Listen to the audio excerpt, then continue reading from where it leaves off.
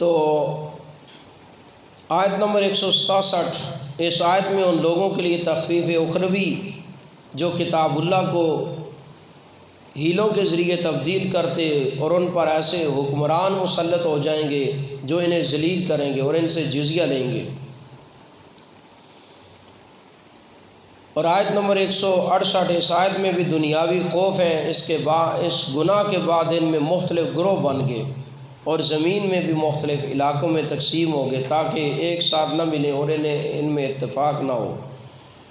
تو یہ بھی عذاب کی شکل ہے، جب تقسیم ہو جاتی ہے، تقسیم علیحدگی ہو جاتی ہے، جدائی، یہ بھی عذاب کی شکل ہے۔ ان پر انعامات اور عذاب کے ذریعے سے امتحان ہوا اللہ کی طرف سے۔ آیت نمبر 169، یہاں سے آخر تک اس حصے کا آخری باب ہے، اور اس میں یہودیوں کے ایک قول کو 4 طریقوں سے رد کیا گیا، اور پھر جو آیتیں ہیں وہ سورت کے 3 دعووں سے تعلق رکھتی ہیں، اور اس میں 7 زواجر ہیں، ڈانٹ ہے، زجر، ڈانٹ ڈپٹ ہے، اور شرک کا تفصیلاً رد ہے، اور آخر میں دعوت اللہ کے آداب ہیں، اور اس آیت میں ان کے بڑوں کا حال بیان کرنے کے بعد والے لوگوں کا ذکر ہے۔ خلف لام کے سکون کے ساتھ نااہل جان نشین، برے جان نشین، نکمے، مطلب یہ ہے کہ بعد والے مذہبی رہنما دین کے ذریعے سے حرام مالوں کو کھاتے اور کہتے کہ یہ ہمارے لیے حلال ہے اس لیے کہ ہم معاف کیے گئے ہیں۔ جیسے اس امت میں بھی بعض پیر اور مولوی حرام کھاتے ہیں اور بہانہ یہ بناتے ہیں کہ یہ ہمارے لیے ہمارے مرتبے کی وجہ سے حلال ہے۔ مفسر آلوسی رحمہ اللہ نے اس آیت کی شرح میں بعض پیروں اور صوفیوں کا حال ذکر کیا ہے۔ آرازن راہ کے فتح کے ساتھ دنیا کے تمام سامان کو کہا جاتا ہے، اور راہ کے سکون کے ساتھ پیسوں اور اشرفیوں کے بغیر سامان کو کہا جاتا ہے۔ علم یوخذ، یہ ان کے قول کا پہلا رد ہے، اگر ان کو معاف کیا گیا ہے تو ان سے یہ عہد کیوں لیا گیا؟ الا الحق، گناہ کے باوجود اپنے گناہ کی مغفرت کا قطعی حکم لگانا یہ ناحق بات ہے۔ داراسو میں اشارہ ہے کہ یہ اہل کتاب علماء کا حال بیان ہے اور ہے والدار الاخرۃ، آیت کی ابتدا میں ان کی دنیا پرستی کا ذکر کیا تو آخر میں آخرت کی طرف ترغیب ذکر کی ہے۔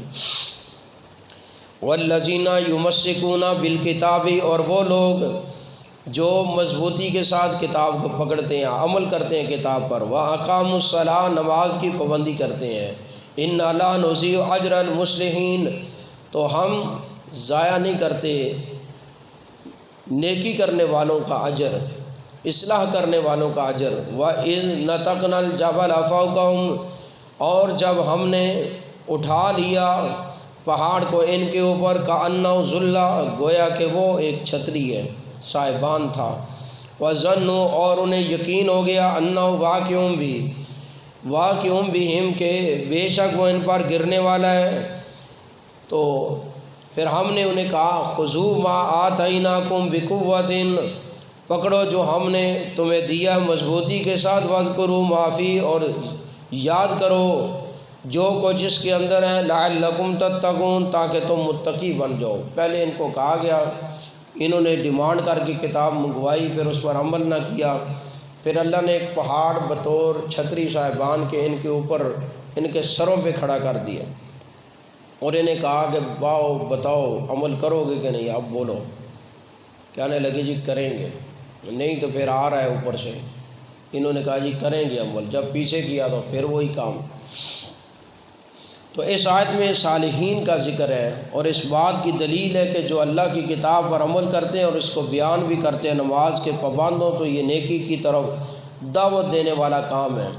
تمسک بالکتاب کی واضح نشانی ہے، اور یہ لوگ اصلاح کرنے والے ہیں، اگرچہ مخالفین ان کو فسادی کہتے ہیں لیکن یہ نیک لوگ ہیں۔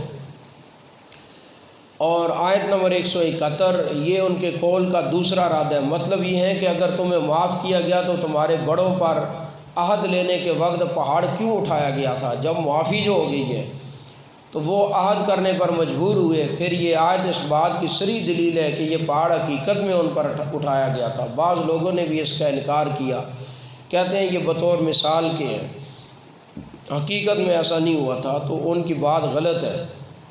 اسی طرح سورہ بقرہ آیت نمبر 63 اور 93 میں مذکور ہے نتقنا لغت میں کسی چیز کو جڑ سے اکھیڑنا اور پھینکنا ہے، اور یہاں پر مراد اٹھانا ہے، تو اس کی دلیل فوق اور ذلہ ہے۔ ہر اس چیز کو کہا جاتا ہے ذلہ جو سایہ کرتی ہو، چاہے وہ گھر کی چھت ہو، بادل ہو یا سائبان چھتری وغیرہ ہو۔ آگے آیت نمبر 172 یہ ان کے قول کا تیسرا رد ہے، تو یہ ہم ابھی مختصر بریک کے بعد انشاءاللہ اس کو پڑھتے ہیں۔ وَأَقُولُ قَوْلِي هَٰذَا أَسْتَغْفِرُ اللَّهَ لِي وَلَكُمْ وَلِسَائِرِ الْمُسْلِمِينَ۔